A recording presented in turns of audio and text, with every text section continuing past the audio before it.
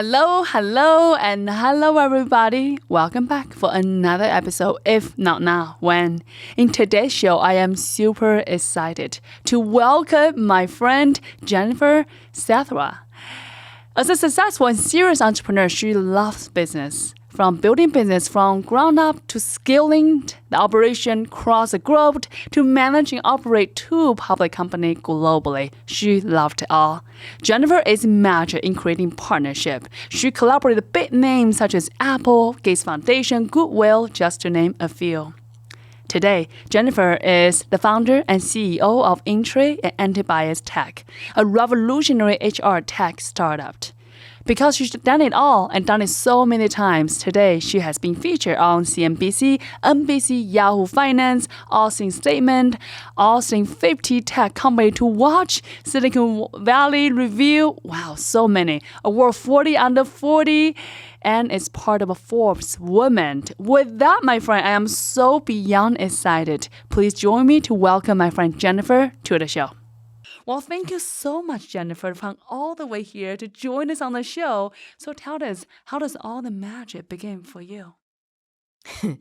All the magic. Well, I mean, I think there's a lot of smoke and mirrors, right? With the magic. But if you're wondering, like, what was my evolution? Yeah. How did I get started? I am what I call myself as an accidental entrepreneur. What do you mean by that? Well, so, when I was going to college and everything, and I thought, you know what, I'm going to get in economics and marketing and communications, and I'm going to go live in New York City and live on Madison Avenue, and I'm going to work for the largest ad agencies in the world, and that was what I had envisioned for my life. And then my dad got sick, and he got cancer, and so I ended up having to work full-time and then go to school at night, which was a very different path than I thought I was going to be on.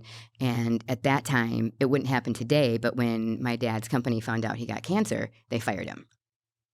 And so the money that was set aside for my college went to pay the mortgage, went to, once he had he had pancreatic cancer, and he was like the first to do this Whipple procedure and these radiation bullets, and they're like, my uncle was chief of staff of this hospital in Minneapolis, and he was an amazing surgeon.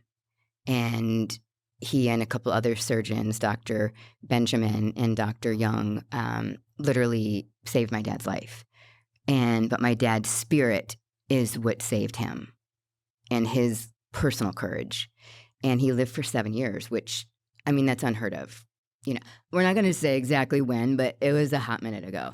And like, that is like, where does my magic come from? Yeah. That my parents.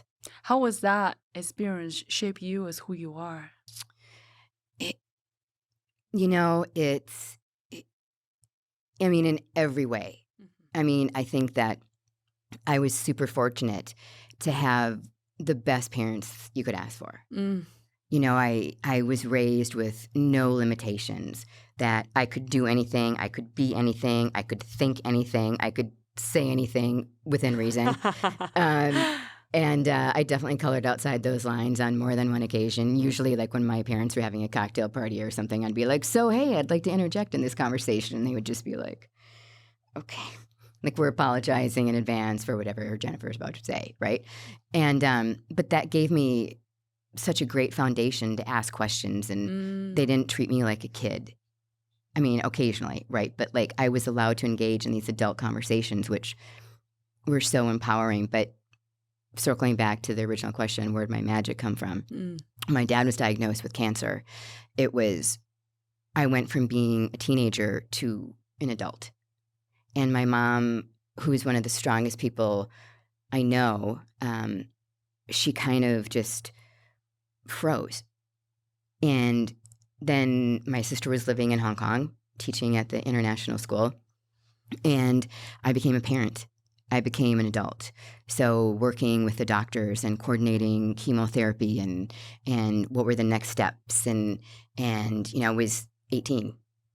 And it's my fun-loving, free-spirited self sort of I became more regimented, and I worked during the day, and I went to school at night, and then in between figured out how to get my dad to and from appointments and doctors, and helping to figure out with the insurance, and you kind of you grew up put fast. on so fast. I mean, literally, it was like 45 days from like figuring out if I was going to go on a date or not, or if we were going to go to the fall formal, to how am I going to do this? Yeah. And, I was fortunate that I left high school a little bit early to go to, we called it post-secondary then. I think now people call it dual enrollment. And so I was going to university, but I had to take one high school class. And so while I was going to university, I was working. And I think that gave me a grounding of magic doesn't happen because it's given to you. Magic happens because you worked at create it and you work at it. That's incredible. And the luckiest people I know, the most magical people I know, are the ones that they don't give up. They've got grit and determination. And I mean, there are some really dark moments, where I fell away from my faith. I, turned into a different version of myself physically. And I... How do you come back to the center? Well, no one is going to love my dad for this comment, but he meant it in love. And I had put on just a lot of weight, and I didn't feel good about myself, and I wasn't taking care of myself because I was so focused on taking care of him and taking care of my mom and going to work and then doing my papers. And, I would get up in the morning, I'd go to work, and I'd study over lunch, and then I'd go back to work, and then I'd study in the break, and then I'd go to school, and then I'd come home, and then I'd study till like 2 o'clock in the morning, and then it was rinse and repeat. For 4 years? You know what? I'm 12 credit shorts of graduating. Yeah, I never finished. What happened? Well, first I want to tell you the story about the finding myself again. Mm-hmm. My dad was in remission, which was unheard of. I mean, he was written up in medical journals, and so my Aunt Kelly and my dad and my cousin Carrie went to Norway. It was my dad's wish. Oh my God. And we were walking through Bergen, and I was in this outfit. You put an outfit on and you're like, I feel good. Yeah, like I'm feeling this. And my dad, he was like, honey, I love you. And I was like, yeah, I do. And he's like, your rear end in those pants, it's like there's a fight going on. And I was like, ouch. Yeah. I don't love that. That was not great. But I had stopped looking at myself. I'd stopped looking at myself really in the mirror. I'd stopped taking care of myself. I, was self-soothing by eating whatever I wanted, whenever I wanted. I'd stopped exercising, and part of my dad's therapy was to exercise and to walk. So I started walking around this lake in Eden Prairie, which is where I grew up, and it was called Starring Lake. And so I would walk with my dad, and slowly I got stronger. My mind got clearer. At that time then, I was selling television advertising during the day and going to school at night. So it was a little closer to Madison Avenue, but still a long way away. And things became into focus again. And I started exercising, and I was like the fog sort of lifted. And then I was like, oh, okay, I kind of lost myself. But that was... that's where my magic comes from. That's where my courage comes from, is that experience. And even today, in my darkest moments where I think, I don't know how I'm going to get through this, it literally is, sometimes it's one foot in front of the other. What was the moment? I mean, there have been many moments of where you just go, oh. But that moment, I thought, where do I want to go, and what do I want to do? I'm not loving what I'm doing. Made a lot of money selling advertising, but it wasn't fulfilling to me. And a friend called me and said, hey, there's a marketing director opening at this restaurant and nightclub group. And I applied, and I got the job. How I got the job, honestly, I have no idea. Thank you, Carol Ann Schindler, for taking a leap of faith on me. And And I got it, and I remember sitting in my office, and I was like, I got an office? What? And I was like 20. I mean, I wasn't even, able to drink, but I was marketing restaurants and nightclubs across the United States. And but that was one of the moments where I sort of went, okay, this is the next step in my journey. And with my dad and with college, I was like, I can't do this job and do this. So do I take the job that's paying me $65,000 a year back then? That's like, amazing. So much money. 125,000 now, or do I finish? And so I decided that I can always go back. And then one thing led to another, and that opportunity led to me opening up a group of restaurants and nightclubs, 24 venues under one roof. It's crazy. Then that led to moving into a different role in consumer products as a VP of marketing and sales. And then that just sort of became the catalyst of my life. And one of the biggest changes, though, was when I started working for a CPG company in the Twin Cities that was importing seasonal items from China. And it was Christmas stuff, Christmas trees, lights, decorations, every holiday you could imagine. And I loved it. I loved the creative process. I loved you could see something. It was tangible. You could go into Target and you could be like, we did this. We built this modular, right? And then I was offered a job from the manufacturer in China. And was that what you wanted at the time? You have so much success already in that restaurant and the nightclub marketing group. Yeah, I mean, I think the thing that if anyone says, like, what's the thing I take with me or what's my mantra in my life is no fear. Because I think it's a useless emotion. It can paralyze you. Because then you get in the cycle of what if? What if I fail? What if this? What if, like, so how do you deal with those irrational thoughts that we all have in our mind? I mean, it's a constant sort of self-awareness and checking in. And, like everybody else, I mean, there are times I'm really good at it, and there are times where I slip and I find myself with imposter syndrome. And we all have that. Right? And I think it is the way that I have found my way through that darkness, I guess I would call it, is by being grateful and by practicing gratitude. And I love that. I mean, it's even when things are dark and they're painful and you're isolated, and being an entrepreneur, being an executive in different organizations can be lonely, and it can be isolating. Lonely on the top. It is.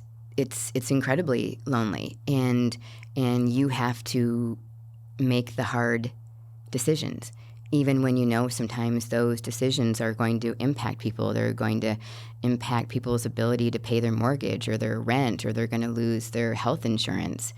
Those are hard, but you have to do them if you want your company to be successful, whether it's a company that you're running, whether it's a company that you started. There's an obligation to do the right thing, and sometimes doing the right thing is really, really hard. Really hard. It would sometimes be easier to take the path that feels better, but oftentimes it's the path that is harder that is the path you're supposed to take. That's beautiful. So tell us, how do you found China, or you experiencing China, and how does that connect to entrepreneurship? So accidental. It's such a good question.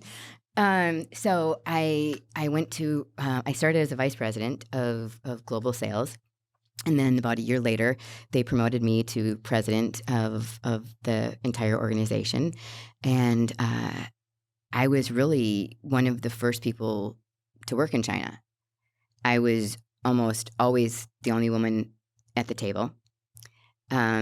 I loved China, and I loved Hong Kong, and I have so many amazing experiences, and that really, my experience in China and Hong Kong, and different, Thailand and Vietnam and India really shaped my existence. It took, when you're in New York City or you see the horses and they have the blinders on, and then the blinders come off, and I think so many people have a view of China that they see in the media, or it's a governmental view. It's not the people.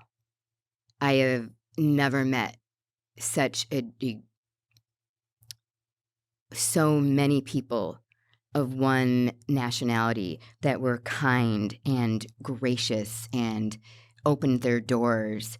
I was in a couple very dicey situations, and there were two people on the side of the road that came to my assistance where, I really truly think I was about to be abducted. And I was like, I'm like 5'1¾". But I was like, yeah, I'm not going down without a fight. And they could have looked the other way, and they didn't. And frankly, like, I could have come at a pretty high price tag at that time. And they protected me. They took me into their house and helped me, find a car service to get me back to my hotel safely. And that can happen in any country, right? But, they didn't turn away. They ran in. They didn't know me. They had no obligation. Just a stranger helping you Two out? strangers. Oh, wow. Yeah. 2 women, actually. And, but that's my experience. And it changed my perspective. It flipped the paradigm. I saw so many opportunities to grow as a leader, to expand my business footprint, to, when I was there, we had a manufacturing facility and we had about 10,000 employees. And one of the things that was way out of my scope was retention, employee retention. And that was a time where people would take buses and they'd go to rural villages and they would bring people into the major cities to work in these factories. And I thought we would be so much more effective if we could retain our employees. How do we do that? And so I would go down to the factory floor. We had a 4 million square foot manufacturing facility. Wow, it's big. Yeah, really big. We manufactured artificial Christmas trees and patio furniture. We were the largest manufacturer in Asia. And my big claim to fame there was we came up with the first pre-lit Christmas tree. And it completely disrupted the industry. Wow. And because of that, we became the first acquisition of Carlyle Group, which Impressive. is a whole nother story. But more important than that is that we empowered our workers. We taught them English. We had lessons so they could become more educated if they wanted to learn more about mathematics, or, we offered courses, and we put a pool in and basketball courts. And, we just wanted it to be a place that they wanted to be. And then instead of just having quotas, we flipped it and we switched the focus to quality. So it wasn't, we still had to get X amount done, but if we got X amount done and they were done correctly and we minimized the defective or return rate, everyone got a bonus. And so we had like a half of a % defective rate. And all the employees were able to participate in that success. And so we had like an 85% retention rate, which is unheard of in yeah. manufacturing. Yeah. Wow. And it wasn't just me. I mean, like, I may have been like the beginning of the idea. You're the catalyst. Yes, a catalyst. But that was, I think that's like one of the things I'm most proud of. Yeah. Actually. And you speak about, like in New York City, those horses with a blinder. I'm curious, with years of experience you have in China, in businesses, meet all the incredible smart men and women and dealt with so many situations. What is one biggest thing that surprised you positively, or not, whatever that is? Like, what is that one big blinder that you wish other people can understand that a little bit more. Within China specifically? Or Asia. I think that what people see on TV isn't reflective of the people who live there. They're just like us. You're taking a company or a country that's like facing sort of an industrial revolution of where East meets West, and they're learning that there's a whole other opportunity. They don't just have to work in a factory. There's this whole world of opportunities in front of them. And I think China is going to be a catalyst. I think there's going to be chaos there. And I think it's going to be really uncomfortable globally.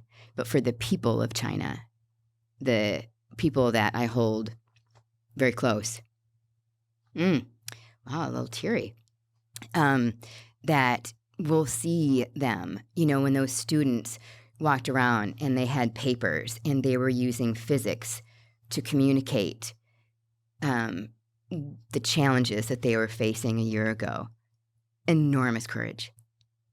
I mean, just so much. The protests in Hong Kong were by not just students, but everybody. And I think there's going to be a change. And I want people to understand that they are rising up and they are fighting for their independence. They're fighting for their voice. They don't want to be controlled.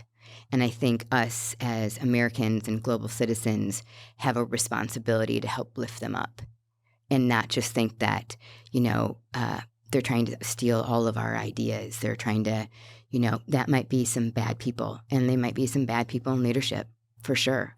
That happens. But that is a small percentage of an entire country. And I guess that's the blinders that I would wish people to look at from that experience. Beautiful. So back to you. How's that connecting from that moment to the entrepreneurship later, Jennifer? So in 2007, China created this law, and they called it sort of the workers were going to get severance. Really, it should have been maybe more communicated as profit sharing.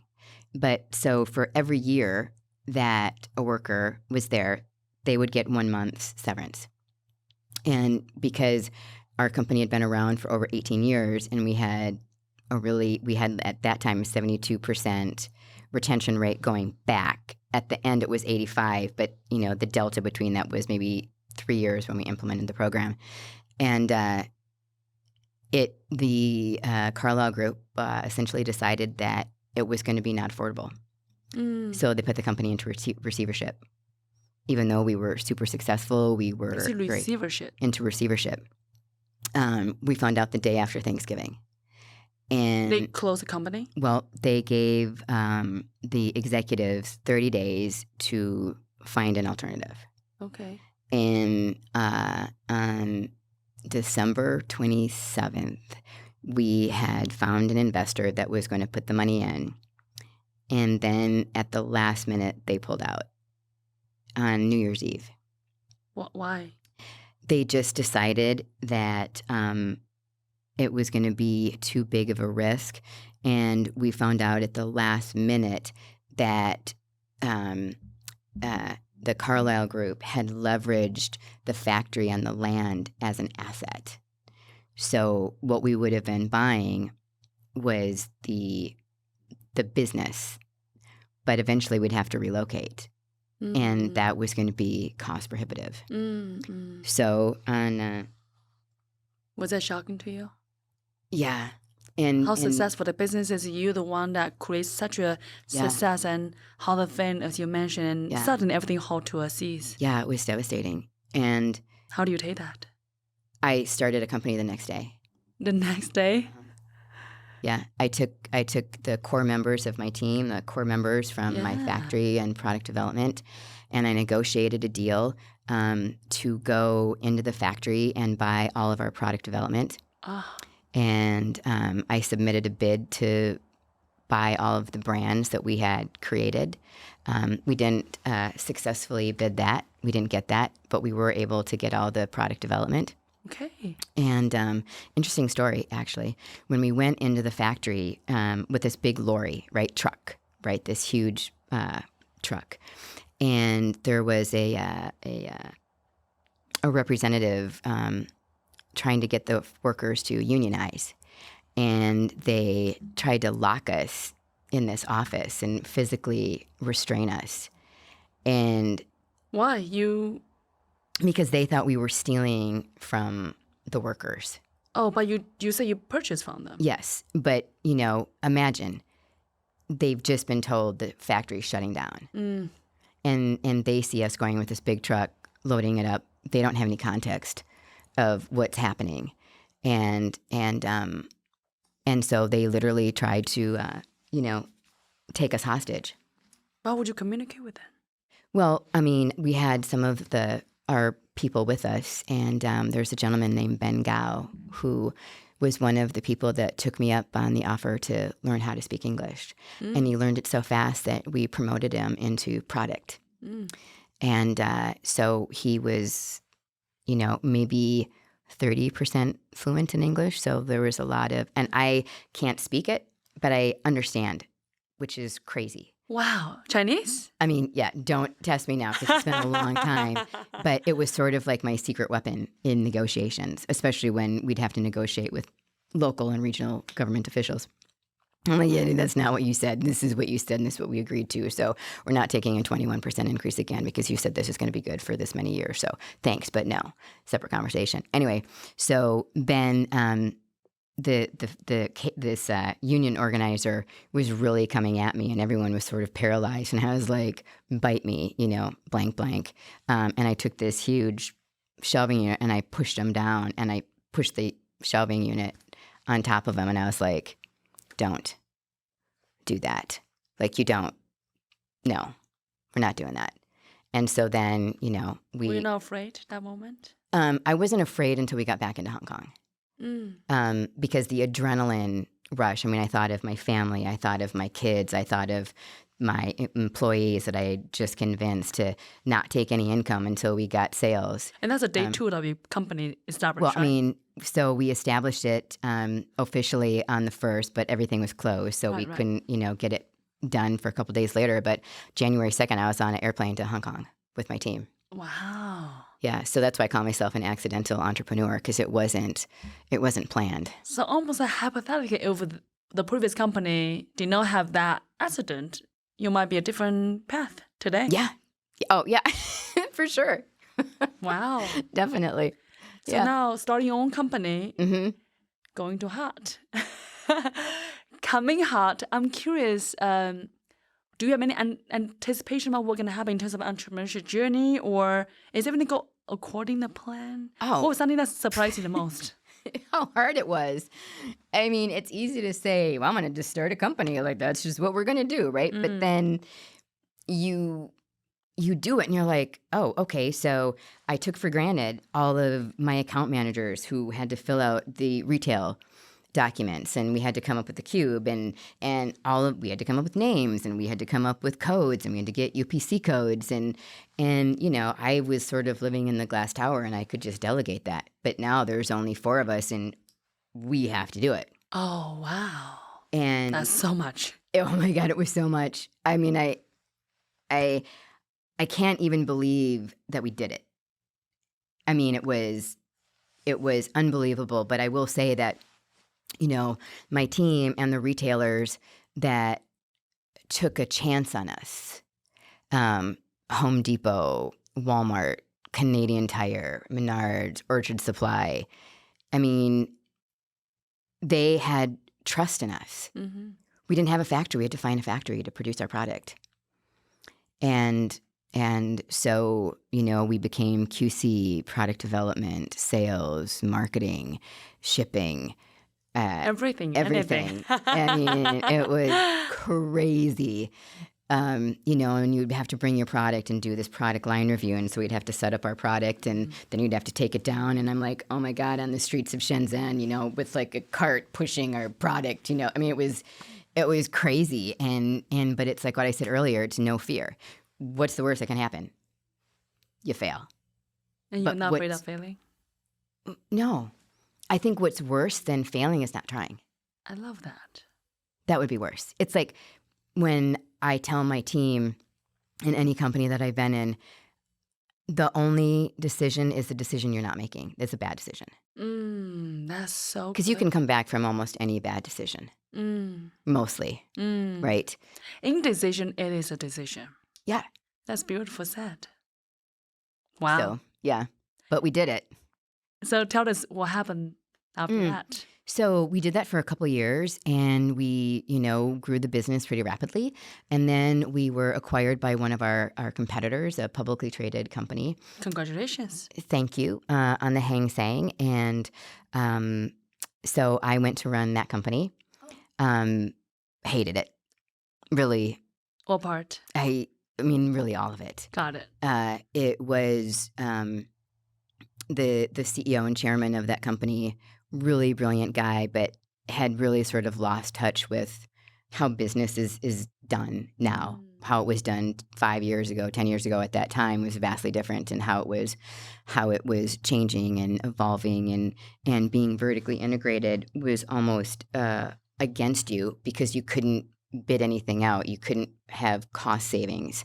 And I think at the time everyone was like, "Oh, we're vertically integrated, and that's so lovely." But it ended up sort of biting us in the rear end, and we still were able to turn things around, and we had a really big uptick in sales. And but at the end of that contract, I thought, I'm probably not going to do this again. And when I did that, there was a lot of discussion about funds, and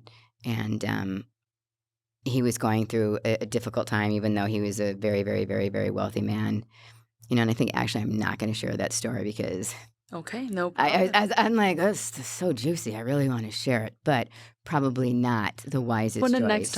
Next time we can share it. But anyway, and that led to starting my second startup, which was an LED company, which I knew nothing about. How does that happen? Why? Interestingly enough, at this, the company that acquired my company, the first one I started, right? They were doing LED lights, and they were doing it from the origin. So they were literally growing the sapphires, which is where LED chips come from. And I thought, this is amazing. And before when we were getting our what I call our sea legs, we were doing a lot of consulting for factories in China and who wanted to get into business in the U.S. And it was how we sustained ourselves while we were waiting for the purchase orders to be funded. And we did some consulting for an LED company, and I thought, this is where the market's going to go. Nice. And so when we had this opportunity, and we were approached by someone that I used to work with, said, "Hey, we should start an LED company," and so we did. And which I no knew, fear again. I mean, no, honestly, I mean, no, not really. It was more of such an opportunity, and we did a competitive matrix and SWOT analysis. You did the whole thing, the whole thing, right? Where are we going to fit in this space? Where can we get better? And so I went around to China and went to the factories, and I poached what I thought were the best engineers, and we hired them. And because an LED at that time was like a boat anchor. It was so heavy that if you literally wanted to retrofit it into your existing fixtures, it would pull the fixtures down. Oh, wow. And so we thought, how can we do this differently? And then one of the engineers said, well, why don't we look at aircraft aluminum? Because it's a great conduit for heat, and it's lightweight. So we did, and we messed around with that for a while, and then we launched it, and we went sort of the traditional way, which was getting distributors and being on a line card, and we weren't scaling fast enough. And I was like, we're gonna run out of money. This is gonna end badly. And so I thought, okay, what would my 19-year-old self do? And I had read this book, which if anybody hasn't read it, it's a must read. It's guerrilla marketing. And so I thought, okay, we're going up against GE, Philips, Osram, Sylvania, Fight, all of these different brands. And I thought, all right, I'm going to go to landmarks. So we went to the New York Public Library and Navy Pier, Mall of America, some of the memorials in Washington, and we got people's attention, and people were losing bids to this little teeny tiny company called Lumina. And they're like, who the F are you, and where did you come from? Now, we didn't make a lot of money on those, but that set the platform for us to be acquired. And then we sold that company to a publicly traded company here in the U.S. Congrats. Yeah, we didn't make a lot of money on that transaction, but thank you. But it was a really great experience of being an entrepreneur, thinking that you have enough money and enough runway, only to find out even when you're doing it smart and lean, it still wasn't enough. Yeah. I think retrospectively, we should have done more due diligence in the sales cycle process. And, what percentage of the business was RFP, what percentage of it was direct, what percentage of it was retail. And again, not knowing that industry, that was definitely a bit of a strike against us. But we brought in, a subject matter expert who had a lot of experience in this space. So, like you win some, you lose some. We ultimately ended up winning. But I think that's, for any entrepreneurs out there, I would say when you look at the money that you're trying to raise, double it. Because the amount of runway that you're going to need, the amount of pivots that you're going to have to take, the evolution of what your vision starts at and where it ends up is not always the same. Mm-hmm. And I think that's critical to being successful, is pivoting. So speaking of pivoting, I think you are the queen of pivot. Coming from where the dream of Madison Avenue to one business after another, and now second time successful as is a business. What's next for you, Jennifer? Well, I started. I took a role in a healthcare company. That's what got me to Austin. Which is how in the world coming from LED to healthcare tech? Well, this is actually I think it's a fun story. You may be like, yawn. But, like college kids, a lot of times they take a gap year. Uh-huh. And when we sold the company to this other company that acquired us, I had a contract. And at the end of that, again, I just thought sometimes it's hard when you are being integrated into another company. Mm-hmm. And really, this was just you had to sort of fight to have a seat at the table. And trust me, I'm down for a good fight. Like you are the born fighter. But it's when you spend more time trying to posture and do internal politics, like I tune out. I'm not interested in that. I'm interested in growing a business. I'm interested in scaling a business. I'm interested in being successful. I don't care what your title is. I like please. That's just yawn. Move on. And so I did, and I took a gap year, and I became an intern. Intern? Yeah. Yeah, I went to become an intern for a friend of mine who was a CTO at a defense contractor, and I can't say who. Yeah, and of course. But I learned about nanotechnology and AI and machine learning and what inspired that decision? That is such a courageous move. You sold the business, now you become an intern, turn around.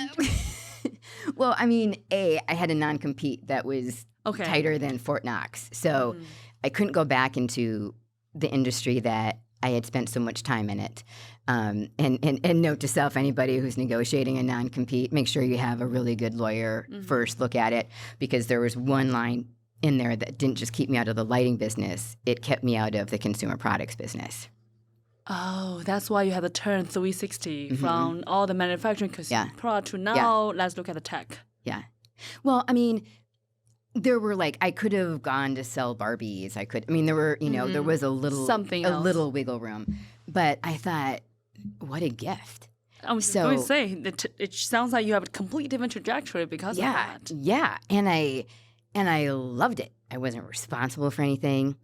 I had to, meet some deadlines. I did research, but because I had been a CEO, because I had worked in so many different levels, and, when I was running the company in China, I zigzagged through the factory. So I understood how operations worked. I understood how shipping worked. I understood the supply chain. I understood the marketing. The sales. And it was, and the finance. And so it gave me an opportunity. And that's where the market was really going, right? Like retailers didn't care so much about the brand because they were creating their own brands and white labeling things. So being a brand didn't have the same cachet that it did. And even now, if you go to the grocery store, what percentage of the product that you're seeing is white labeled versus what percentage of it is branded?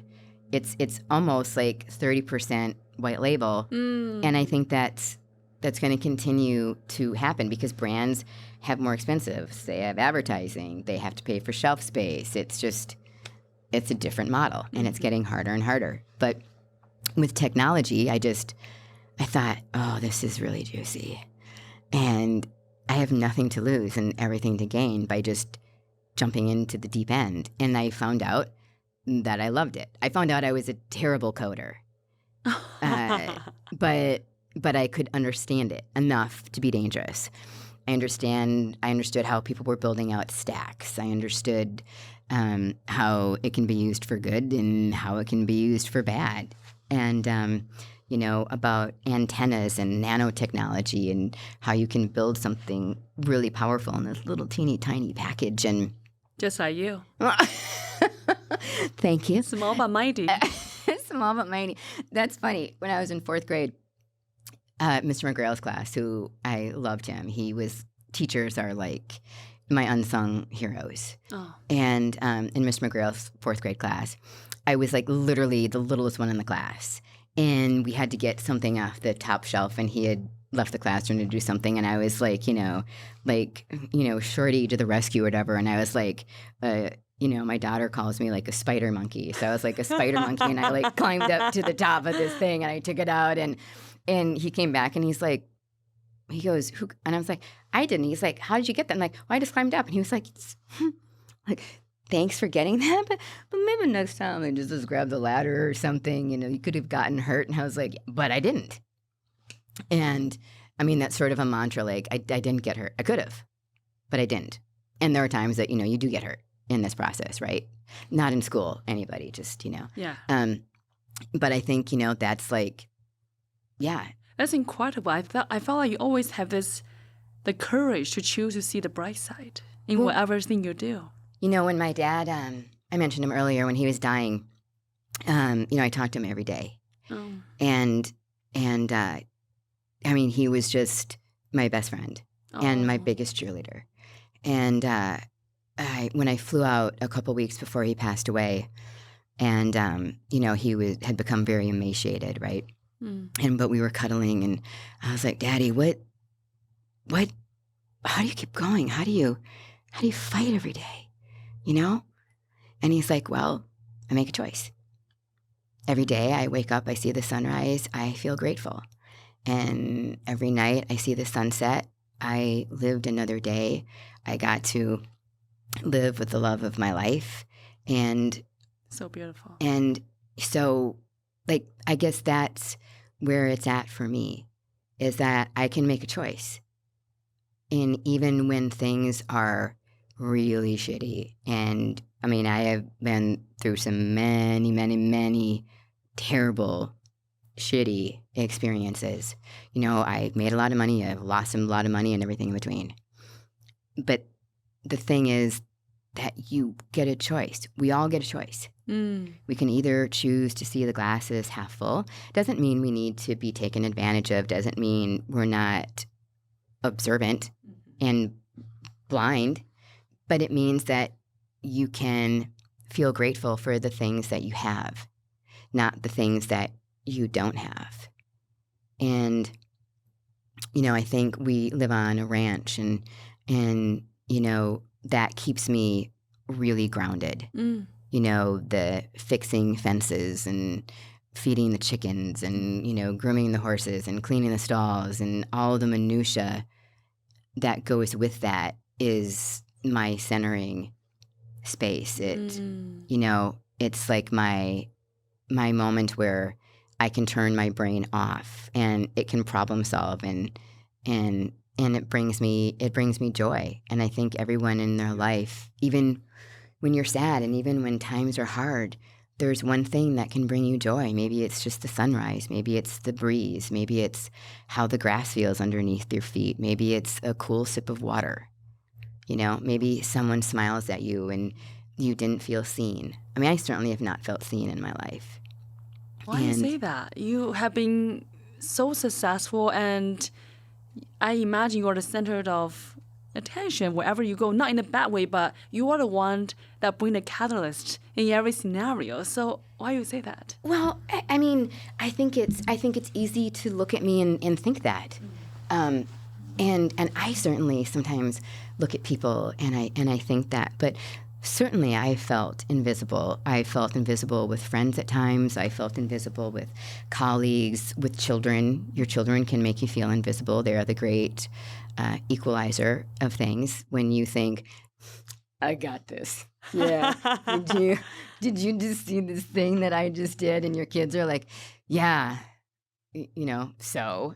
I mean, as they get older, I think, that will change. But I think sometimes feeling invisible is normal. And I think if you always need to be the center of attention, and you always want the light shined on you, or you take all the oxygen in the room, you're doing a disservice to yourself and to other people. I mean, there's two separate points there. One is the feeling invisible, and I think that's just part of life. Everyone sometimes feels bad, and I have to remind myself, take a minute, go do something that brings joy to me, whatever that is.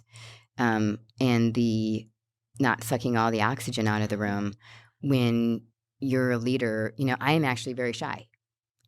I don't get that from you, Jennifer. I am. When I have so much, I don't want to say anxiety because I think people overuse anxiety. I mean, I think it's sort of become this like calling card of I have anxiety.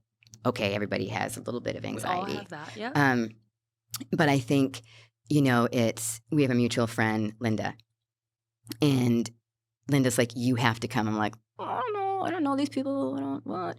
And she's like, you are coming. And so then I'm like, okay, I only have to talk to 5 people. If I talk to 5 people, it's a win for me. And people don't understand that about me. It's different. Like if I'm presenting my company or if I'm presenting my team or I'm talking about my product, I'm not shy. But if I have to go up to someone that I haven't met, I got to dig a little deeper. And so I think that's like something I've struggled with most of my life, actually. Wow. Yeah.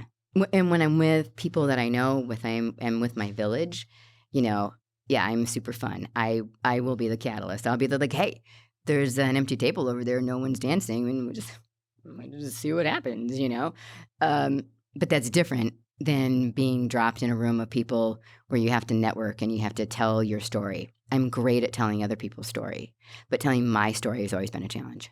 Why is that? I mean, I don't know. It's a really good question. I mean, that's literally something that I'm trying to unpack. You do it so beautifully today. Well, yeah, it's you and I in a closed room and no one's staring at us. No one is staring, right? Just you and me. And and I know you. Yeah, right. Good. So, and I have admiration and respect for you. So it's easy to feel safe. And do you feel seen today, Jennifer? I do. So thank you.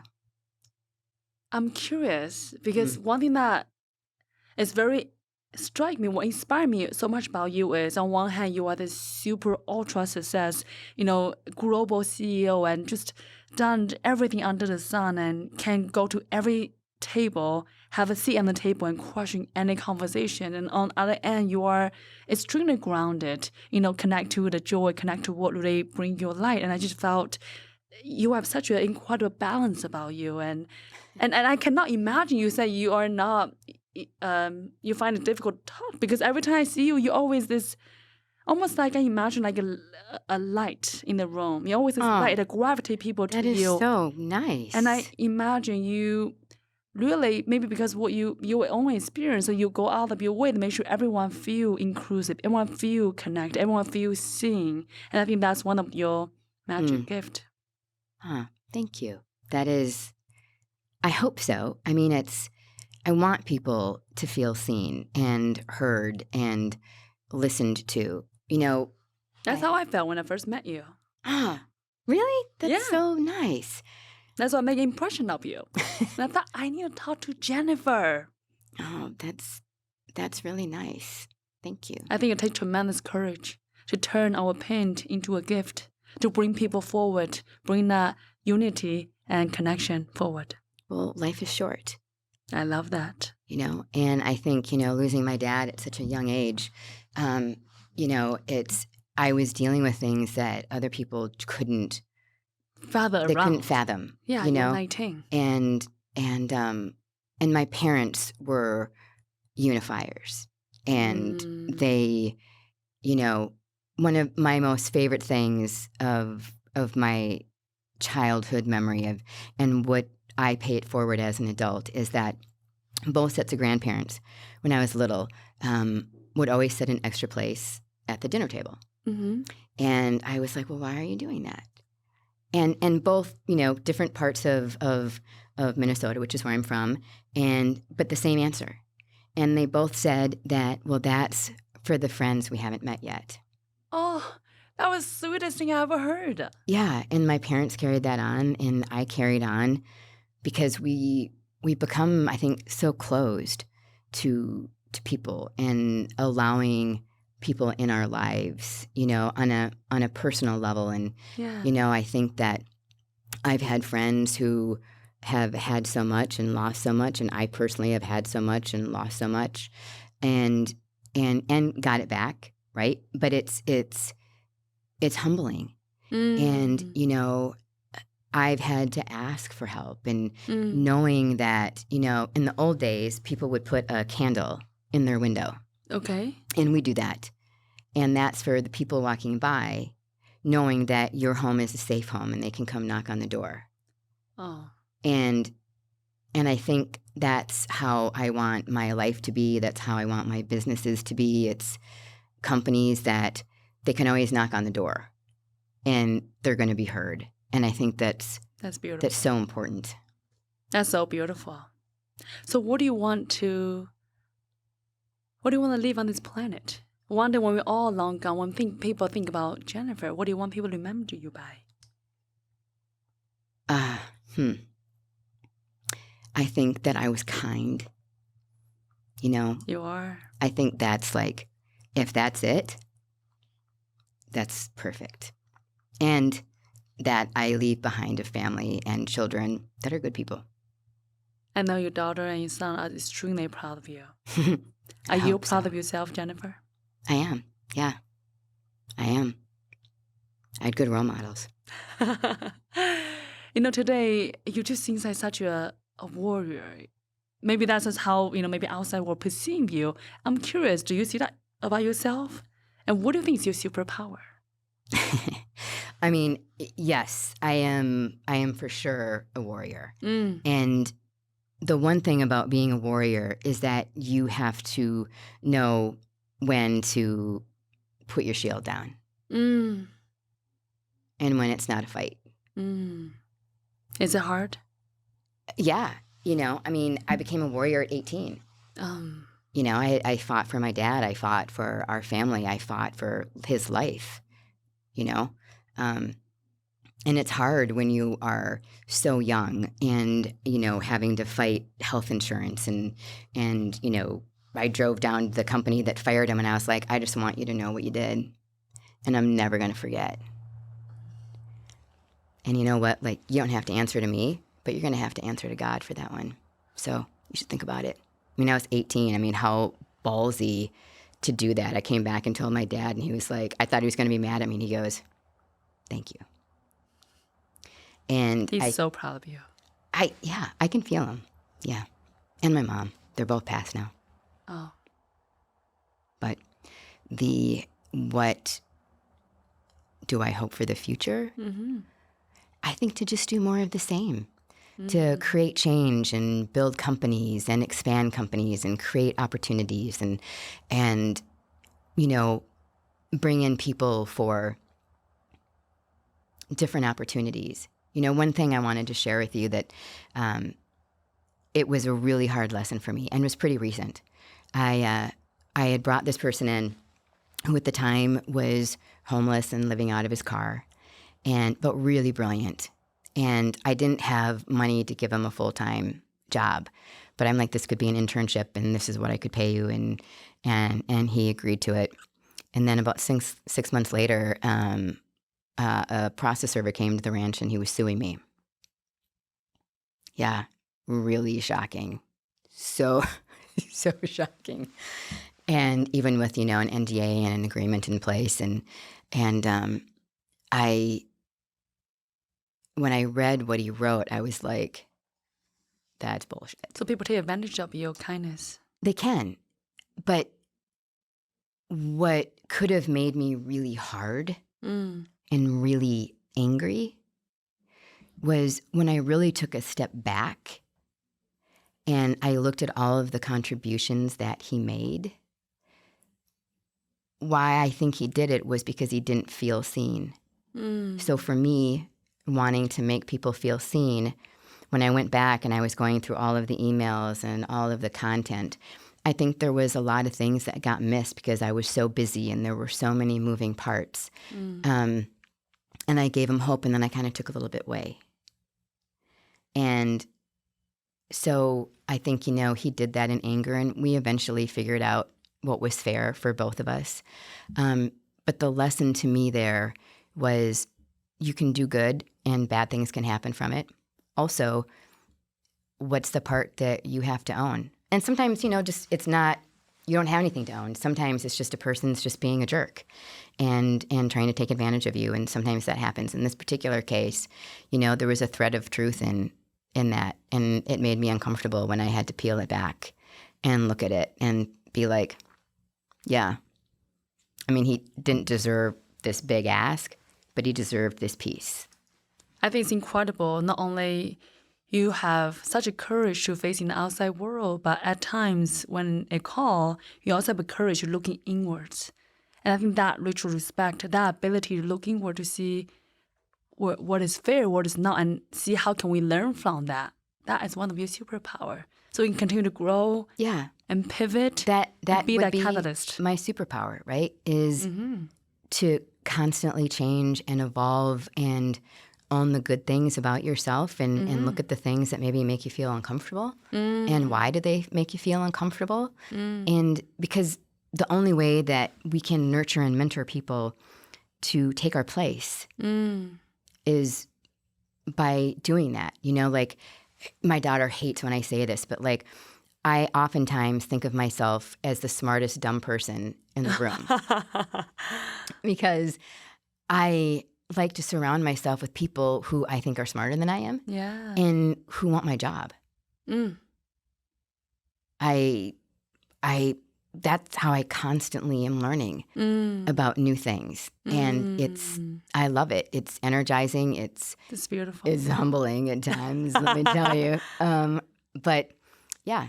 I love that you have no problem to put yourself in a maybe humbling a little bit, but that just means you really are grounded in where you are, having that growth mindset to continue to learn and evolve and continue to be that catalyst, that fireball in the room. Thank you.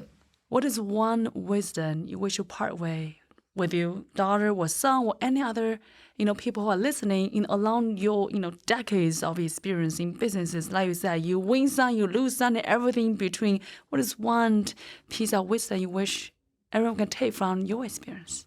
I think it's what I started with. No fear. I mean, when you look at it, I'm always like, what's my worst case scenario? And if I can live with my worst case scenario, then go for it. You accept if the you worst. If you can't live with that worst case scenario, then you shouldn't do it. Right? Then you should move on. But if you can, then do it. Try it. If you fall down, I mean, it's going to hurt. I mean, I'm not going to lie. It's going to really hurt. It's going to be really unpleasant. But again, my advice is to try. And it doesn't matter, like, to be an entrepreneur. You could be a journalist. You could be an artist. You could be a social media expert. You could do what you're doing. You didn't know that at this time you were going to interview over like 150 people. Like, that's amazing. Hello. So I feel like it's been a little bit about the Jennifer show, which makes me slightly uncomfortable. You're doing so good. But I just think that like just take the risk. Yeah. And do the thing that makes you feel good. If you're doing something and it makes you feel bad, then move on. I love so much about you, Jennifer, is you don't always have the answer, but you just keep going, move forward. And even you say you're not comfortable, you're always just moving forward. That tenacity, that courage to keep shining your light no matter what, that commitment to your truth, higher self, and having that continued growth mindset to pivot, to figure things out and make things happen. I truly think that is what made you a true warrior, that with such a humanity and kindness in heart, but continue to do good things on this planet. I think it's so beautiful. So again, thank you so much for coming having me. This show and share such a heartfelt story about you, and I'm just so grateful. Thank you. I appreciate it so much. And thank you everybody for tuning in today. I hope you enjoyed it as much as I do. I cannot wait to see you all next week. Goodbye. Bye.